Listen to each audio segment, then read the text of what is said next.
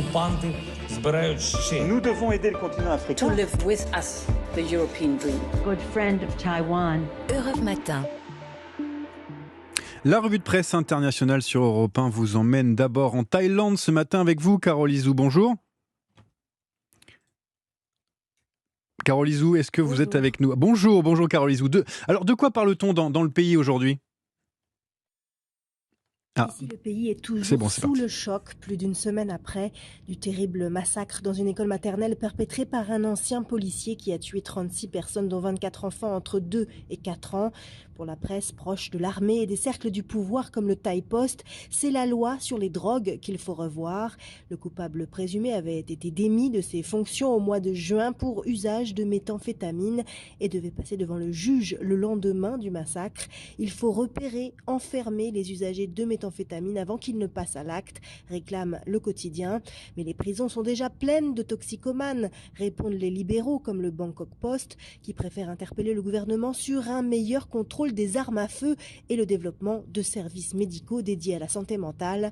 Une réforme nécessaire de la police au centre des conversations sur les réseaux sociaux n'est évoquée qu'à demi-mot par la presse nationale. Merci Carole Izou, vous avez bien entendu. Partons maintenant au Canada avec Alexandre Lepoutre pour parler du cannabis qui fait la une ce matin.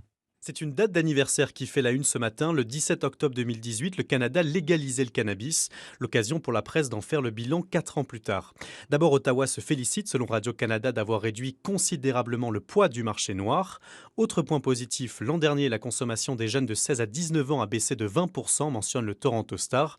Enfin, c'est un marché juteux qui pèse aujourd'hui 2 milliards de dollars, écrit le quotidien.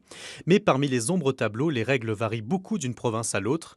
TVA Nouvelle donne la parole, par exemple, à des consommateurs du Québec, mécontents de ne pas pouvoir cultiver leur propre cannabis ou encore de connaître des prix trop élevés. Et puis en 4 ans, c'est un marché qui est passé d'illégal à très concurrentiel.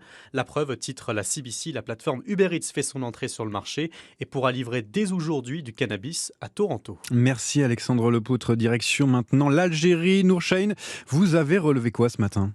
Eh bien, c'est le marché de l'automobile qui fait la une des journaux, particulièrement les véhicules d'occasion dont les prix seraient en baisse d'après le Soir d'Algérie. Le journal explique que cela est dû à la décision du gouvernement d'autoriser à nouveau l'importation de véhicules de moins de 3 ans. Excellente nouvelle pour les Algériens, commente l'expression. Le quotidien rappelle que l'interdiction d'importer des véhicules a profité aux spéculateurs. Les prix ont triplé voire quadruplé et les voitures sont devenues inaccessibles. Mais il ne s'agit que d'une première étape avant de passer à la production de véhicules made in Algeria, mentionne le jeune indépendant qui annonce que Fiat s'installe en Algérie. La première voiture du constructeur italien fabriquée en Algérie devrait sortir d'usine l'année prochaine, d'après le journal. Merci Nourchain et merci à nos correspondants.